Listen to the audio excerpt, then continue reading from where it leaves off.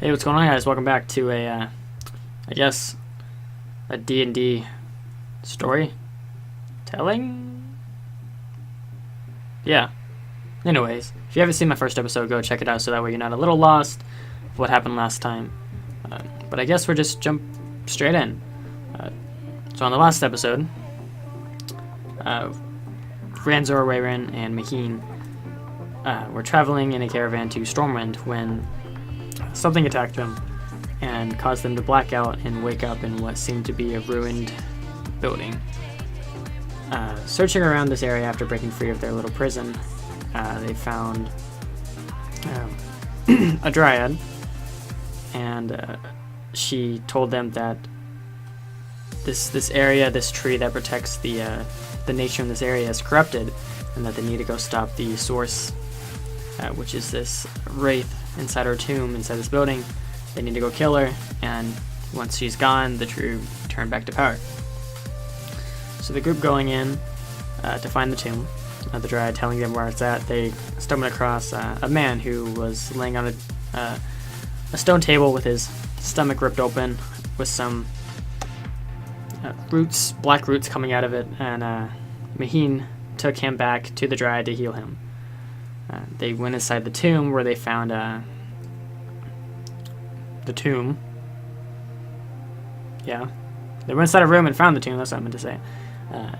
Which had a barrier protecting it. Freeing the barrier, the Wraith did come out and basically screamed at him saying, "You need to go stop the Dryad.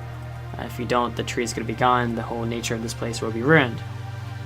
Maheen, using her familiar Asher, a little pixie, to see if she's telling the truth or not.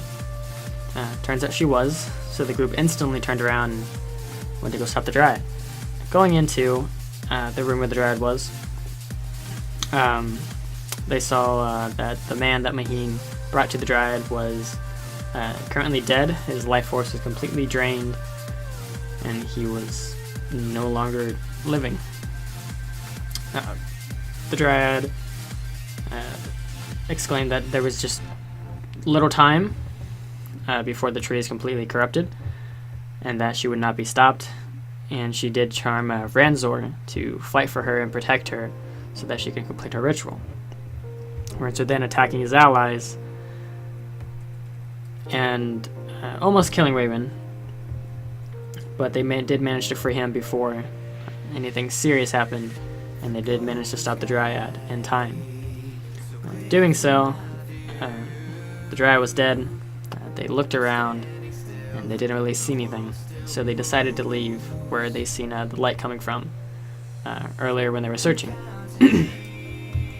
Upon leaving, they were stopped by a light green transparent feature character who was known as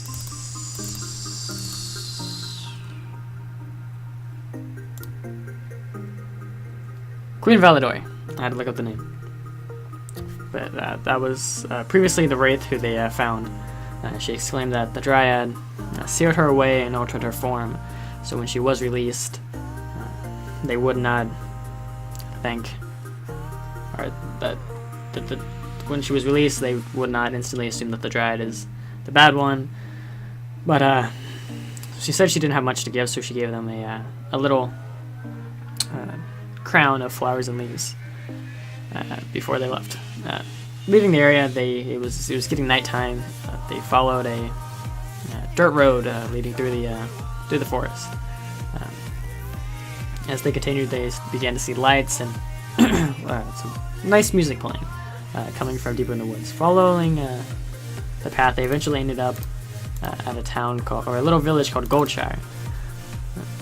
They were stopped by two guards, asking, what's your business here? They explained, and they just said, "Sorry, I have hiccups. You need to go inside because we've been hearing missing people lately. They've been just disappearing at night, so it'd be safer to stay inside." They asked what was going on, but the guards didn't explain, just said go inside the tavern. entering inside the tavern. It was a lively tavern. They had a halfling playing a flute and an elf playing a lute. Was not too bad. So they sat at the barkeep. Ranzor decided he is just gonna forget the day and get massively drunk, and decided to kind of pot away from the group just for a little bit. Asher, Maheen's familiar, looking around, did find what looked to be another sprite, enjoying, to him, a large cup of ale, but in reality just a tiny little shot glass. Asher introduced himself and encouraging this new pixie to go meet his master. This new pixie went over and greeted Maheen and said his name is Oberon. Oberon is our new player. He is a pixie pyromancer. A little about Oberon. He was a mischievous pixie who lived in the Feywild. he always pranked travelers that came there, depantsing them. Just dropping hives of bees into their camps, just stuff like that. Well, he got tired of it. It just wasn't as fun anymore. And at night, he had these dreams of just fire and explosions, and he had a dream of a huge explosion of a gigantic mushroom cloud, and it brought him joy. And when he woke up, he woke to the smell of just burning, and kind of he couldn't really breathe. It was stuck in his lungs. And as he left his hut, he saw that there was a huge fire abroad, and a huge flaming phoenix rose from the flames. And he knew he instantly had to leave before anything. So he ran inside his burning hut, grabbed his things, went invisible, and flew to the nearest tavern. He stayed inside this tavern for a while, and he eventually ran into an elf. As she entered, she had spiky hair, and upon entering, it was almost as smoke came off of her as she entered. So as she left, Oberon quickly followed and began to talk to her, and she wanted nothing to do with her, or she wanted nothing to do with him, but he wanted to know about her and just everything she knows about fire. So that's a little bit about Oberon. Oberon decided to join Maheen and Rayren, as Ranzor decided to sit at Goldshire and just enjoys alcohol. However, their time of peace came and gone when they heard a female scream from outside, and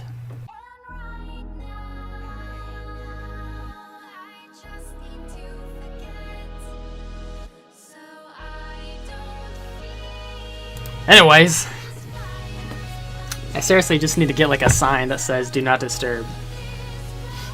But anyhow, walking outside to see the scream, Raylan, Maheen, and Oberon, they stumbled across a woman who was standing on a trail, and in the distance seen a black figure just running. They had no idea where, but stepping outside, they did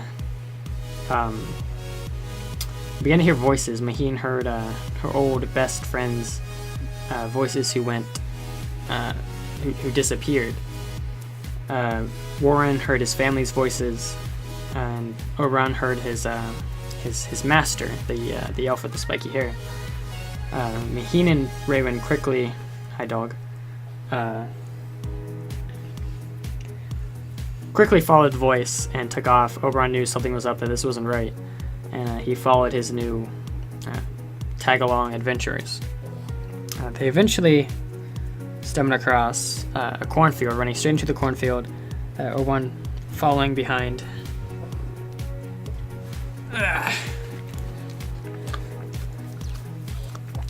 Following quickly behind. There's nothing up here, you see. Already ate. But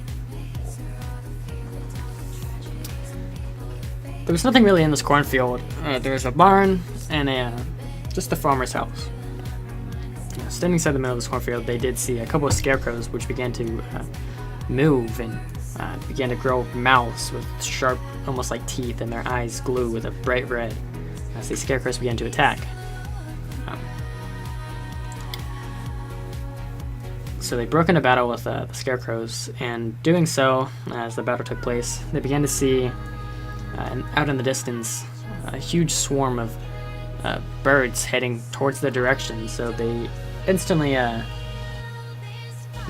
Raywin and Maheen quickly ran to the farmer's house and began to barricade the windows and doors. Oberon began to set fire to the corn to set ablaze and burn the scarecrows alive, and just to get rid of them. So he, once he did that, he ran inside a family house as well. The fire grew and grew and grew, eventually caught the barn on fire and burned the barn down. Inside the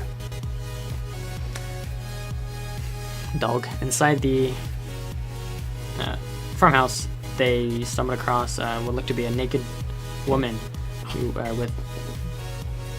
Can you not, dog? With big wings, who was just sitting on the ground, with her eyes closed with a big smile on her face, wearing what looked to be a beautiful locket around her neck. Maheen quickly snuck around and managed to take the locket without awaking the woman. She quickly pocketed the locket and stepped back. The woman eventually woke up and quickly noticed that her locket was gone, and confronted the people, saying, if you don't give it back, I'm going to kill you. Raymond kept asking, why do you need this? You can explain, trying not to be hostile, and the woman just was angry as can be, and they eventually end up having to fight her, and she was eventually defeated. And when she was dead, Maheen cutting off her head, the locket began to glow, and as the locket began to glow, it began to vibrate. So Maheen took it out of her pocket, and out popped another female. This is Azora, who is another new player. And a little bit about Azora is that she used to be a princess, and she thought basically the princess life was boring. She didn't like all the fancy dinners, the fancy words, so she would dress up as a peasant, get some colored water, and go and sell it to people, saying it's something else than what it actually was, making quite a bit of profit. Even though being a princess did have its own wealth to it, she liked to earn it her way. So she eventually got tired of conning peasants, that she wanted to eventually con nobles and get more gold. Doing this, she made more gold, but she eventually heard about a man named Malice, who was apparently one of the richest nobles in the kingdom. So she added some glitter to the colored water, make it more special. And eventually, when they met up, he was all over it with how she described him, what they did. So we bought him for 50,000 gold. And as Azora left, she was inside her bedroom, just looking out the window. She was confronted by a cloaked hood figure who turned out to be Malice, the guy she was conning for 50,000. Malice had brought other cloaked figures to take her away and imprison her in her locket, where she would be passed around from person to person, agreeing for their or answering their wishes. And that's how she eventually ended up on that naked woman inside the farmhouse. Azora is she's a genie monk, and I don't think I mentioned. Oberon was a pixie power mancer. I don't remember if I mentioned that or not. But those were our two new players who just joined us. So after saving her, they headed back to Goldshire and told them what happened. The guards were a little furious about their farm being burned down and their livestock, but they did a good task of saving them. Upon entering the tavern, they were rewarded with gold for basically saving the town. And he mentioning the lady and the fire, she was approached by a small boy who asked about his dad, who was the caravan driver. He was kind of shocked, didn't know what to say, until the mother approached and her daughter, and she took the mother away from her children and told her what happened. And she also gave the mother quite a bit of gold as an apology. The mother didn't want to take it at first, but all of her income did come from the caravan driver, so she did take it and buy her kids drinks with it. They spent the night in the tavern. It was free of charge, so they had a nice sleep, and they eventually made their way to Stormwind. Ranzor decided to stay behind in Goldshire and just enjoy the drinks and the little livelihood, and he'll meet up with them later. Making their way to Stormwind, as they were walking across the bridge, they were studying the statues on the bridge, where reading the signs. There were read Renola, Slyvanus, Finnegan, and Dasmir Bronzebeard, and at the very end was a sign that said King Anaris.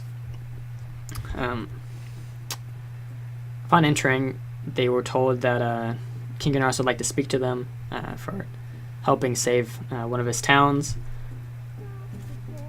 and just to have a meeting with them. So doing some searching around, they were interested in just the place. The first place Maheen and Azora and Oberon went to was the mount store and the pet store to see if they could buy anything. Of course, usually a lot of the mounts and pets are a little more pricey. Azora saw a cat. It was a pink cat with a really long tail and some almost like fox ears, and it had mood-changing eyes. She really wanted it and decided to buy it, and keeps it inside her locket, so it runs around. Her locket is basically a bag of holding, but it's like its own place. And they continued around. Raymond decided to go to the mage quarters and talk with Finnegan, who was one of the master enchanters. And he decided to stay there, and Finnegan tell him about some books that he shows him his library, while the other three went around, went some more shop searching, and then decided to see if they could do any quests, see if they could help out the town a little more. They heard about a rumor about a kid who has lost his dog inside the main town. So they went to go help, and they did stumble across the dog, who was inside a dark alleyway. So they tried confronting the dog. As they got closer to it, the dog began to back up. He was terrified, and as they got closer, Oberon got really close. Even though he was invisible, the dog began to shape and form into what looked to be this huge gaseous form of a beast, who grabbed Oberon and began to slam him against a wall. They didn't know how to act because they didn't want to attack it because it was someone's dog. So they tried calming it down, but Oberon, being from the Fae, he did know this type of creature. It was called a hulking whelp, which they have outbreaks when they're terrified or someone they care about is hurt. And they can be controlled if someone they care about is near or talks to them. So Maheen and Azora stayed with the dog and tried to calm it down, while Oberon went to go help and search to find the boy. He eventually found the boy, and the weirdest saying of how to persuade the kid was, "Hey, we found your dog. Come with me inside this dark alleyway." The boy was a little scared and didn't know how to react, so Oberon did use a suggestion spell on him, which did make the boy come. Entering the alleyway, the boy came across the dog. The dog form went back to its original form, and they went back to the house together where they were reunited, and the mother thanked them and paid them some gold for helping. Oberon, Maheen, and Azor still wanted to do a little more before they met the king, and wanted to wait for Rayran and Ranzor to meet them before they go meeting with the king. So when they looking around, they stumbled across listening to some guards, and that's Beefy, by the way. His foot was entirely in the bed anyway, so yeah, his computer's dying. But anyways, inside the tavern, listening to some guards, I heard about a bandit hideout that was also being used for almost like a cult. So they decided to check that out, but upon before leaving, it was getting kind of nighttime. He asked about Ironforge, because when she was leaving Stormwind, she was with the Thieves Guild. They left a note saying, "Come to Ironforge," because, well, if you know about her backstory, if you don't, go check the other video.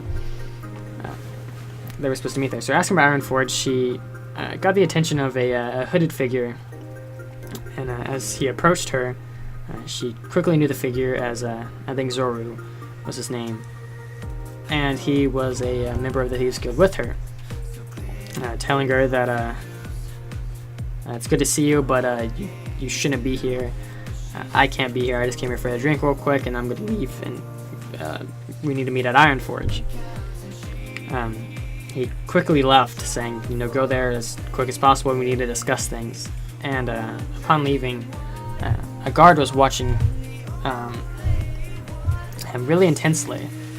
And Maheen, who came across a potion of mind reading, drank it and saw that the guard was looking to capture him, saying that I'm pretty sure this is one of them. She would want me to come, or she would want me to capture him. So upon leaving, Maheen quickly asked Azor, "Hey, come help me flirt with this guard real quick, so so one of my friends could get away." So they hardcore flirted with the guard with some really good persuasion skills, and my really terrible lack of rolling to not be persuaded. The guard was eventually persuaded and agreed to